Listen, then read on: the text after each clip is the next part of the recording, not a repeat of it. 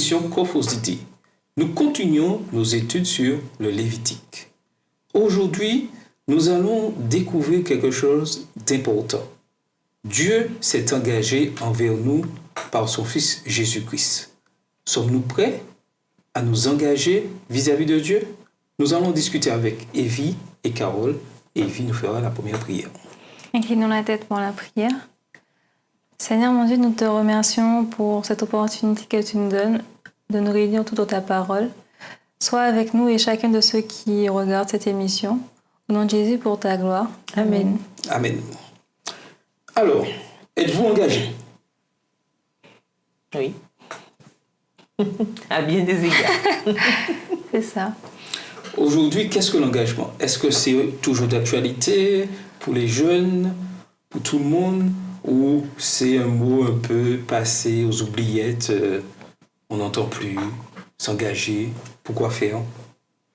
Alors, il y a plusieurs engagements. Quand on entend engagement, on parle de l'armée, on parle aussi de s'engager pour une mission, soit humanitaire, dans le bénévolat. On s'engage aussi quand, par exemple, les pasteurs qui font s'engager dans des études pastorales. Là, il y a un but de vocation, il y a quelque chose comme ça. Mais il y a aussi, par exemple, le mariage, l'engagement. Mais je trouve que l'engagement de nos jours, c'est compliqué. On a un peu peur d'y aller à fond. On y va à demi-mot. Enfin, on essaye. On va beaucoup essayer des choses, mais s'engager à fond, je ne sais pas, c'est peut-être plus difficile d'y aller à fond. Parce que s'engager, c'est sans réserve, en fait.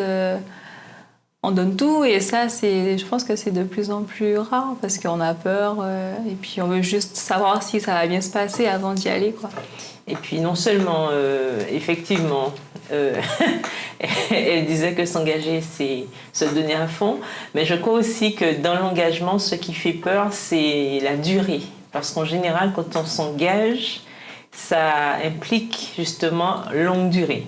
Et je pense que de plus en plus dans un monde où on est plus porté à un fast, c'est-à-dire fast pour tout. Voilà, peut-être l'influence des fameux Fast and Furious, on ne sait jamais. Mais en fait, je veux dire que de plus en plus, les gens aiment ce qui va vite et on aime savoir ce qui va arriver, comme Yves disait. Et le problème, c'est qu'avec Dieu, c'est pas comme ça en fait. L'engagement, ça doit être à long terme, puisqu'on s'est engagé, n'est-ce pas, à attendre que Jésus revienne. Donc si je comprends bien, lorsqu'on s'engage, on ne peut pas s'engager pour, disons, 2 jours et puis... Mais en fait, c'est bon, ce qui fait peur, je pense, c'est que en fait, si ça se passe mal, on a signé.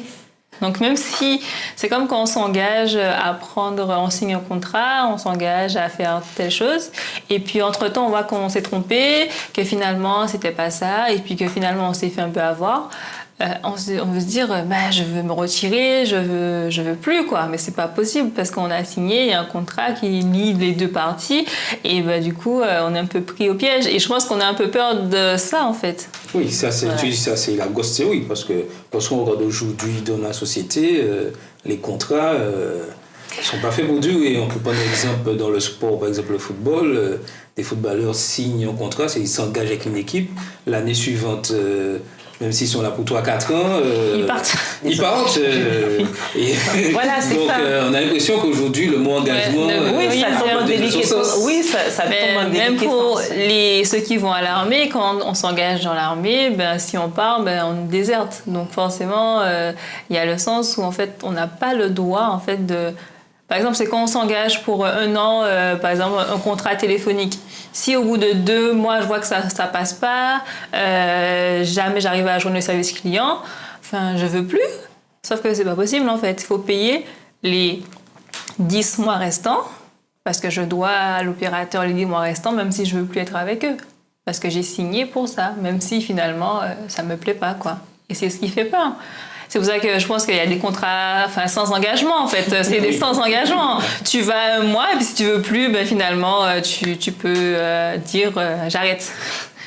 Voilà. Oui, et là tu dis quelque chose de très important, il y a des contrats sans engagement. Alors ma question est-ce que je peux décider de suivre Dieu sans un engagement total? Voilà, il y a beaucoup, je pense qu'on essaye de jeu maintenant, on essaye. Si ça ne fonctionne pas, écoute, voilà, j'aurais essayé, je vais tenter. On est beaucoup dans cette dynamique-là. Et puis, c'est aussi en rapport avec la liberté, parce qu'aujourd'hui, on pense que la liberté, c'est de choisir aujourd'hui d'aller à droite et demain d'aller à gauche. On ne veut pas être contraint, forcé à rester dans une voie qui ne nous convient plus parce que finalement on s'est engagé à ça et qu'on est coincé pour peut-être des années dans une situation qui ne nous convient plus. Nous, on veut juste que ça aille mieux. On veut avoir la vie la plus intéressante qui soit et de rester coincé dans une situation qui ne nous convient plus, ça nous fait peur et on veut pas que ça nous arrive. Donc forcément, on va être libre. En fait, oui, et c'est complètement contradictoire parce qu'avec Dieu, en fait, on ne peut pas décider de suivre Dieu et ne pas s'engager. Ce n'est pas possible puisque l'engagement appelle forcément une consécration quelque part. C'est-à-dire qu'on décide de faire quelque chose et on sait qu'avec Dieu, on doit suivre ses commandements, on doit suivre ses principes. On a quand même des choses, il y a quand même des choses qui viennent avec cet engagement-là.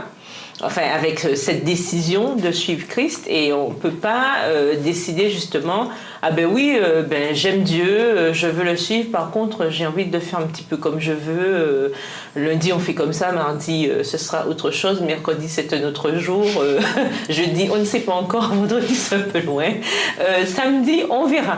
Non, ça va pas être possible. Et dimanche c'est la fête à la maison. Non, c'est pas possible. On doit quand même avoir avec Dieu une certaine régularité. Et ça, c'est ça probablement qui est compliqué. Parce qu'avec un Dieu, et on le mentionnait la semaine dernière, il me semble, avec un Dieu qui ne change pas, on ne peut pas s'amuser à être avoir une relation en dents de scie. C'est compliqué.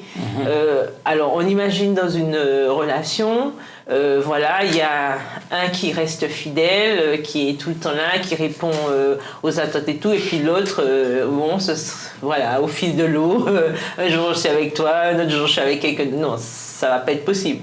Donc tout comme une relation, pour qu'elle soit saine, pour qu'elle soit durable et pour qu'elle soit épanouissante, il faut quand même un engagement des deux parties. Avec Dieu, c'est pareil. On ne peut pas dire je vais suivre Dieu et ne pas s'engager. C'est pas possible. Moi, je trouve que c'est pas. Déjà, ce serait une perte de temps et ça ne sert à rien du tout. On ne va pas évoluer et on ne va pas s'épanouir en tant que chrétien si on ne décide pas sincèrement de suivre Dieu. Alors, mais que pensez-vous lorsqu'on parle, puisque le titre de la leçon, c'est un engagement total? Est-ce qu'il n'y a pas une répétition des choses? Engagement, c'est déjà total. Pourquoi ajouter total après le mot engagement? Je pense que c'est surtout par rapport à nous, parce que, comme on l'a dit tout à l'heure déjà, certains aiment s'engager à demi, en fait. On n'a pas encore compris que l'engagement, ça doit être notre être tout entier. Donc, je pense que c'est vraiment pour nous, pour accentuer le fait qu'un engagement, ça doit inclure tout et pas qu'une partie. Donc, si je m'engage vis-à-vis de Dieu, c'est que je permets à Dieu d'entrer dans toute ma vie, dans tout mon fonctionnement. Mais aujourd'hui, le problème que nous avons, surtout en tant que jeunes, c'est que nous aimons sélectionner les choses. Certes, Dieu, j'ai besoin de lui. Certes, avant les examens, lorsque je prie, disons le sabbat, quand je vais à l'église. Mais le reste, lorsque je m'amuse, lorsque j'ai des choses à faire, tout ça, je dis, on aime bien dire, bon Dieu, je m'en occupe. Et puis, alors, est-ce que c'est comme ça que nous devons fonctionner?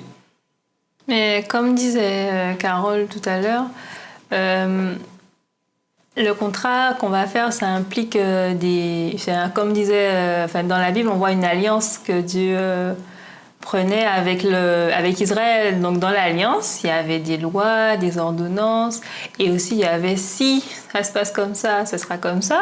Si ça se passe comme ça sera comme ça. Donc en fait, le contrat aussi, pareil, il y a des conditions. Donc s'il y a telle chose qui se passe, si vous ne respectez pas le contrat, ça se passera comme ça. Et si nous, de notre côté, on s'engage avec Dieu, mais que finalement on ne respecte pas le contrat, on aura forcément les conséquences qui sont déjà écrites dans le contrat, parce que Et après, souvent, on va se dire pourquoi telle chose m'arrive, pourquoi j'arrive pas à faire telle chose, mais c'est aussi parce que peut-être qu'on n'y va pas à 100% dans ce qu'on fait. On y va bon gré mal gré comme on peut, sans vraiment se donner corps et âme. On fait un peu le minimum. On y va à reculons. Je vous donne une définition de l'engagement.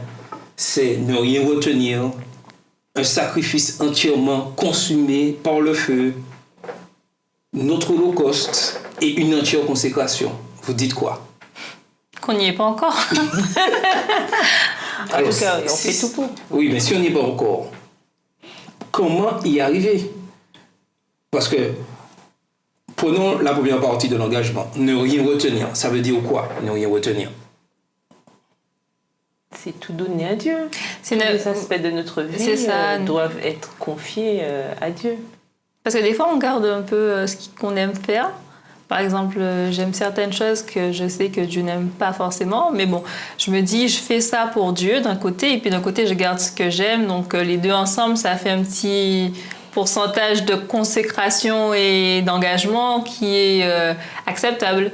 Donc finalement, je vis ma vie comme j'ai envie de la vivre.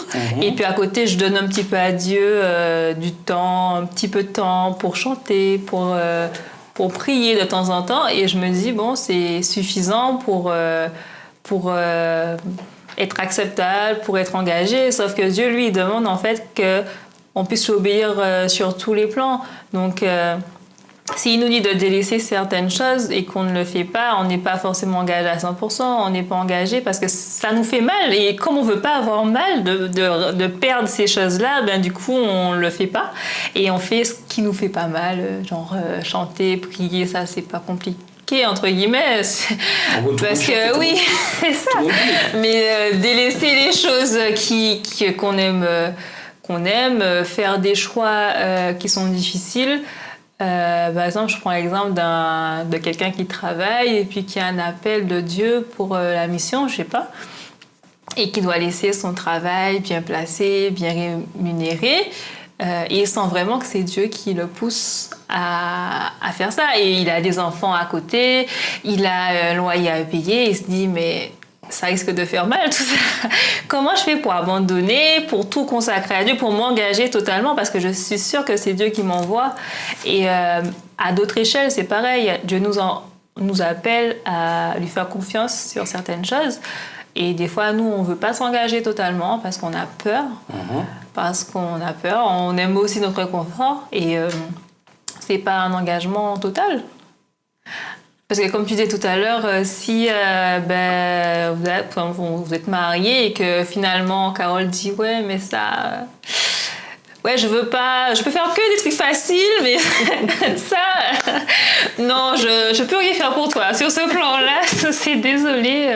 Enfin, c'est comme si qu'en fait, on faisait que les choses faciles et dès qu'il y avait la moindre difficulté, on n'était plus là. Enfin, c'est pas un vrai engagement. Quand on est engagé réellement... C'est quand il y a une difficulté qu'on voit les personnes qui sont engagées. C'est quand il y a des problèmes qu'on va voir que vraiment, malgré la difficulté, on va se mouiller, on va dormir tard, on va donner du temps, on va se surpasser. Mais si on ne peut même pas faire, on est là que dans la facilité, c'est un loisir. Tout à fait. Et lorsqu'on remarque, on voit le premier chapitre de Lévitique, on voit que Dieu a donné des instructions à Moïse par des offrandes sacrificielles. On parle d'holocauste, on parle d'offrande de grains, offrande pour le péché, offrande de culpabilité et l'offrande de paix. Et ces sacrifices, on peut dire, d'offrande, avaient leur importance dans le système du sanctuaire. Mais aujourd'hui, nous savons que si Jésus a remplacé ce système-là. Mais est-ce que des offrandes, des holocaustes, offrandes de grains, offrandes pour le péché, offrandes de culpabilité, offrandes de paix sont toujours d'actualité pour nous au XXIe siècle? Non, enfin, concrètement, le rituel du sanctuaire, évidemment, n'existe plus. On le sait que depuis la mort de Jésus, le voile du temple s'est déchiré. Il y a plus ce rituel, en fait, cérémoniel, ce qu'on appelait cérémoniel. Par contre, de manière, alors pas littérale, mais de manière implicite quand même ce sacrifice que nous faisons, c'est l'engagement que nous prenons de respecter les commandements de Dieu, de faire sa volonté, de faire en sorte que la mission qu'il nous a confiée puisse se réaliser. Donc, en quelque part, ce que nous offrons à l'Éternel, notre temps, nos talents, nos dons, etc. Mais ça, en quelque part, ce sont ces sacrifices-là que nous emmenons. C'est-à-dire que chaque fois qu'on consacre ce temps à Dieu, chaque fois que nous faisons une bonne action, chaque fois en fait qu'on respecte Dieu, qu'on va dans le sens de ses commandements, en quelque part, c'est ce que nous faisons. Nous réalisons concrètement ce qu'il nous demande, c'est-à-dire de faire sa volonté, puisqu'il dit « Si vous m'aimez, gardez mes commandements ». Alors, évidemment, on n'a pas tout ce qu'il y a comme cérémoniel, là, qui faisait... Enfin, tout ce qu'il y avait comme engagement concret qu'il fallait faire, voilà, comme service dans le sanctuaire. Ça n'existe plus. Mais quand même, par rapport à notre comportement, notre façon d'être, notre manière de vivre, ben, en quelque part, nous faisons ça. Nous réalisons ça puisque... nous respectons ce que Dieu nous demande de faire. Tout à fait. Et Dieu nous demande d'abandonner le péché. Et Dieu avait donné à Moïse ces 5, je dirais, sacrifices d'offrande. Mais aujourd'hui, c'est encore d'actualité. Nous vivons toujours sous le péché. Nous avons des défauts. Et nous devons constamment nous corriger et apprendre à mieux vivre notre relation avec Dieu. Donc, nous avons toujours, je dirais, dans le premier chapitre du livre de Lévitique, attiré une leçon pour nous aujourd'hui. Est-ce que je suis complètement, je dirais, sous l'autorité de Dieu dans mon fonctionnement de vie? Ou est-ce qu'il y a des choses que je mets de côté et il y a des choses que j'accepte que Dieu me dit de faire? Et ça, c'est une question individuelle à laquelle nous devons nous poser. Quelles sont les parties de notre vie que nous devons abandonner à Dieu? Et personne ne peut dire je n'ai aucune partie de ma vie abandonnée à Dieu. Ben justement, parce qu'il ne faut pas oublier quand même qu'il y a ce combat, cette lutte entre le bien et le mal. Nous sommes dans un conflit cosmique et puis nous-mêmes aussi, nous avons à lutter contre nous-mêmes parce que nous sommes notre premier ennemi, ce qu'on oublie des fois. Et le fait que justement en nous qu'il y ait cette ambivalence bien-mal et que nous devons tout faire avec la grâce de Dieu et l'aide de son Saint-Esprit pour que le bien puisse quand même dominer jour après jour avec sa grâce, mais il faut savoir que tant que Jésus ne sera pas revenu, nous aurons constamment cette lutte à mener. Donc, et comme nous avons cette lutte, comme nous le savons déjà, nous devons tout faire pour permettre à Dieu d'agir en nous à travers son Esprit Saint pour que nous arrivions à être devant lui, comme il dit, irrépréhensible, comme disait l'apôtre Paul. C'est vrai que ce n'est qu'avec la grâce de Dieu qu'on peut faire ça. De nous-mêmes, en fait, on ne pourra pas. On ne pourra pas être sacrifice entièrement agréé si ce n'est pas la justice justement de Christ qui nous permet d'atteindre cela, puisque de nous-mêmes on ne peut pas le faire. Donc nous avons une décision à prendre, nous avons un choix à faire. Oui. Est-ce que ce sacrifice que Jésus a fait, comment nous motive-t-il à servir plus notre maître? Ben, le sacrifice, principalement, c'est un sacrifice d'amour. Et c'est parce que Dieu nous aimait, parce que Jésus nous aimait qu'il est venu mourir pour nous sur la croix. Et c'est en étudiant et surtout en comprenant et en contemplant cet amour au travers de la Bible, des versets, des histoires, qu'on arrive à vraiment le ressentir en soi. Et parce que quand Jésus dit « je vous ai mis en premier », c'est parce qu'en fait, l'amour attire l'amour. Et si nous, on arrive à voir cet amour que Jésus a et que Dieu a eu pour nous à la croix, on sera automatiquement attiré vers lui. Et si on est attiré vers lui, on voudra lui faire plaisir par notre comportement, par notre façon de faire. Et on ne voudra pas le blesser. Donc je pense que ça part aussi de là, où le sacrifice que Jésus a fait nous permettra à nous aussi de faire des sacrifices à d'autres niveaux. Parce que si lui, il a fait ce sacrifice qui lui a demandé énormément, en fait, nous, on pourrait peut-être faire beaucoup moins, mais quand même des sacrifices à notre niveau et comprendre que finalement, c'est dans ces petits compromis, ces sacrifices, en tout cas par rapport à ce qu'on aimerait faire, qu'on réussira à vivre cet amour pleinement avec Dieu. Oui, et on peut dire que l'Holocauste était vraiment une démonstration de l'engagement. Lorsque l'Israélite accomplissait cet acte de sacrifice, il montrait son engagement personnel vis-à-vis de Dieu. Mais nous, au XXIe siècle, comment montre-t-on, comment allons-nous montrer aux autres et à Dieu notre engagement total vis-à-vis de lui, en pratique? Ben oui, mais c'est à travers nos actes. La manière dont nous parlons, dont nous nous comportons, tout ce que nous faisons en fait, puisque on nous dit bien, n'est-ce pas, faites tout pour la gloire de Dieu. Quoi que vous fassiez, quelque autre chose, faites tout pour la gloire de Dieu. Donc, dans tout ce qu'on fait, la parole de Dieu déjà nous guide, d'accord? Donc, à travers l'étude de sa parole et surtout l'application de cette parole dans notre vie, ben nous montrons concrètement à Dieu que nous l'aimons et que nous voulons lui faire plaisir. Alors bien sûr, encore une fois, ça ne sera jamais parfait, puisque la perfection n'existe pas dans ce monde, mais l'idée de s'engager justement à toujours faire plaisir à Dieu, ne rien faire pour le blesser, comme disait Evie tout à l'heure, ben, toujours être motivé par cet amour, l'amour du Christ nous presse, n'est-ce pas? Donc, justement, avec cet amour qui nous presse, nous n'avons qu'une envie, c'est de faire les choses qui puissent honorer Dieu. Quand on a une attitude qui jette du discrédit sur la personne que nous aimons le plus, à quoi ça sert? Justement, de se dire qu'on a une relation avec Dieu et d'avoir un comportement qui dit tout le contraire. Normalement, si j'ai une relation avec quelqu'un, je fais tout pour justement montrer ce respect, montrer à l'autre justement que je respecte cette personne et je n'aurai pas une attitude qui puisse justement montrer cette personne du doigt de manière défavorable. Ok, mais qu'est-ce qui montre pleinement que je suis entièrement consacré à Dieu, consacré à la mission qu'il m'a donnée? Est-ce que c'est ma façon d'être gentil avec mon prochain? Est-ce que c'est en distribuant des offrandes, en étant amical avec tout le monde, qui va montrer que je suis en pleine consécration avec Christ? En fait, à chaque fois qu'on parle de l'amour de Dieu pour nous et l'amour qu'on va exprimer pour lui, on parle souvent du prochain dans la Bible. À chaque fois, on dit si vous n'aimez pas votre prochain que vous voyez, comment vous pouvez aimer Dieu que vous ne voyez pas?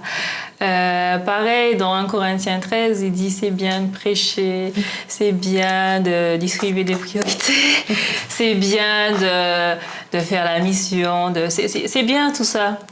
De donner la dîme, d'être là tous les sabbats, c'est bien, mais le plus important et ce qui va toujours rester, c'est l'amour. Et l'amour, ça se voit. Les gens qui sont aimants, les gens qui donnent, les gens qui sont là pour les autres, c'est visible. Tout le monde va le voir. Et il y a beaucoup de gens forcément qui ne connaissent pas Dieu, mais qui ont cette bienveillance, cette empathie. Et en fait, au fond d'eux, je pense qu'ils connaissent Dieu. Et qu'ils obéissent à ce que Dieu leur dit, même sans connaître la Bible ou ces choses, parce que finalement, l'amour qu'ils expriment, ça peut venir que de Dieu. Et nous, si vraiment on veut exprimer l'amour qu'on a pour Dieu, c'est en aimant ces petits, comme il dit. Parce que même quand il va venir chercher les brebis et les boucs, il a dit, mais qu'est-ce qu'il dit? Mais on a prêché, on a parlé en ton nom, on a prophétisé, mais qu'est-ce qui se passe? On ne comprend pas. Et il dit, ouais, mais est-ce que vous êtes venu me voir en prison? Est-ce que vous m'avez donné à manger quand j'avais faim? Est-ce que vous m'avez habillé quand j'étais nue? Et je pense que la meilleure façon d'exprimer à Dieu notre amour, c'est de prendre soin de ses enfants qu'il aime aussi par-dessus tout, parce qu'il nous aime nous, mais il aime aussi notre prochain qui va pas bien, le prochain qui a pas à manger. Enfin, il les aime tous et il aurait aimé que nous on prenne soin, qu'on prenne soin d'eux. Alors, vas-y. Aussi, c'est vrai que faire ces actions-là, c'est bien, mais aussi la motivation est quelque chose d'important. Puisque dans cet engagement, ce qui doit me motiver aussi, c'est mon cœur. Je dois être sincère dans ce que je fais, parce qu'il ne s'agit pas simplement de distribuer des priorités, distribuer de la nourriture, récolter des denrées, etc. C'est pas ça l'objectif, tout simplement. Il faut aussi que le cœur y soit. Et justement, cette séparation que nous voyons dans Matthieu, les boucs, les brebis, les deux parties avaient fait la même chose, en quelque part, puisqu'ils disent, ceux qui ne comprennent pas, ils disent « Ouais, mais n'avons-nous pas fait ça en ton nom? N'avons-nous pas fait ça en ton nom ?» Et Dieu leur dit « Malheureusement, je ne vous connais pas. » Pourquoi? Parce que la motivation, ce qu'il y a derrière, ça doit compter aussi. Je le fais pourquoi? Je le fais pour faire plaisir à X, Y, Z, machin. Je le fais pour que je sois vue, pour la notoriété. Pourquoi je le fais? Donc la motivation derrière doit être aussi quelque chose de... Très important. Oui, ça doit être quelque chose de... J'ai une question primordiale qui va amener la réflexion de tous. Aujourd'hui, l'Église adventiste, l'adventisme reflète-t-elle vraiment la valeur de l'engagement total de Dieu? Alors, l'Église adventiste reflète-t-elle l'engagement, c'est ça? Oui, aujourd'hui. Excellente question. Alors, l'Église, oui, puisque l'Église, c'est quoi? C'est une entité. Si on voit l'Église au sens large, oui, puisque nous avons beaucoup de choses, beaucoup de programmes. D'accord, je veux dire, quand on parle d'église avec le grand E, d'accord, nous avons beaucoup de programmes qui poussent qui incitent à aider le prochain, qui nous incitent aussi à étudier. Nous avons la leçon de l'école du sabbat, notamment. Nous avons plein d'outils, nous avons plein de ressources. Nous avons aussi plein de programmes qui existent, tant pour l'aide au prochain que pour aussi l'épanouissement spirituel. Maintenant, la question, c'est individuellement, qu'est-ce que nous faisons de tout ça? Et je crois que c'est une question vraiment personnelle, puisqu'on parle d'engagement total, n'est-ce pas, d'implication totale des membres. Est-ce que moi, en tant qu'adventiste du 7e jour, je suis pleinement engagée dans cette mission? Est-ce que moi, je sens que, sincèrement, lorsque j'ai dit oui à Dieu, j'ai aussi pris le parti d'être fidèle dans mon parcours avec lui. Je pense que ça doit être une question personnelle, puisque si chaque personne se pose la question, s'auto-analyse et répond de manière sincère, là, évidemment, on verra un changement, puisque c'est chaque personne qui forme un groupe, le groupe forme le grand groupe, et voilà, qui forme l'Église. Mais l'Église en elle-même, c'est pas l'Église le problème, parce que l'Église, c'est qui? C'est chacun de nous. D'accord? Donc, c'est chaque personne qui doit se remettre en question et se dire, est-ce que j'ai compris pourquoi j'étais là? Tout à fait. Et Mme White nous dit dans ce manuscrit 78, le Christ montre qu'il ne peut y avoir de neutralité à son service. L'âme ne doit pas se satisfaire d'autre chose que d'une consécration totale. Consécration de la pensée, consécration de la voix, consécration de l'esprit et consécration de tous les organes de l'esprit et du corps. C'est terrible quel livre. Est-ce qu'on a... Oui, c'est le manuscrit 78 SDA Bible Commentary. Donc, il est important, il nous dit que de pouvoir s'engager totalement dans la mission. Et au XXIe siècle, au temps de la fin que nous vivons, il est important que cet engagement soit sincère et profond. Mais pas un engagement selon nos critères, mais un engagement selon ce que Dieu demande. Et Dieu le dit clairement dans Apocalypse 14, verset 12, c'est ceux qui vont persévérer et qui observeront les commandements de Dieu. Qui gardent les commandements de Dieu et qui ont la foi de Jésus. Et ça, c'est important. Parce que nous disons, nous avons beaucoup de foi, nous voulons nous engager, mais la deuxième partie qui garde les commandements de Dieu, des fois, c'est difficile pour nous de l'accepter. Nous sélectionnons nos commandements préférés. Mais pourquoi aussi? Parce qu'on a peur d'être différent. Et il faut qu'on comprenne clairement que, en tant qu'Église adventiste du 6e jour, nous devons être différents. Et cette différence-là, elle sera primordiale lorsque les choses vont devenir vraiment compliquées. Il faudra qu'on accepte d'être différent. Or, nous vivons dans un monde où on est un petit peu dans le tout venant, on est dans le mélange, on est dans ce mix, on aime bien... non, se fondre dans la masse, non. Avec Dieu, il n'y aura pas de fondre dans la masse, puisque dans tous les exemples que nous voyons bien qu'il y a toujours un reste, et ce reste a toujours dû se démarquer. Et tant qu'on n'est pas prêt à se démarquer en tant que chrétien adventiste du 6e jour, il y aura toujours des soucis. Et on sera toujours amené à se poser des questions comme celles que tu as posées. Sommes-nous réellement engagés? Et c'est dommage. Tout à fait. Donc, pour conclure, dans l'engagement total passe par un sacrifice total et, je dirais, un respect de tout ce que Dieu nous demande de faire. Sommes-nous prêts à nous engager? Totalement. Êtes-vous prêts à vous engager totalement? Le Seigneur le souhaite sincèrement pour chacun d'entre nous. C'était votre émission Coffre aux idées.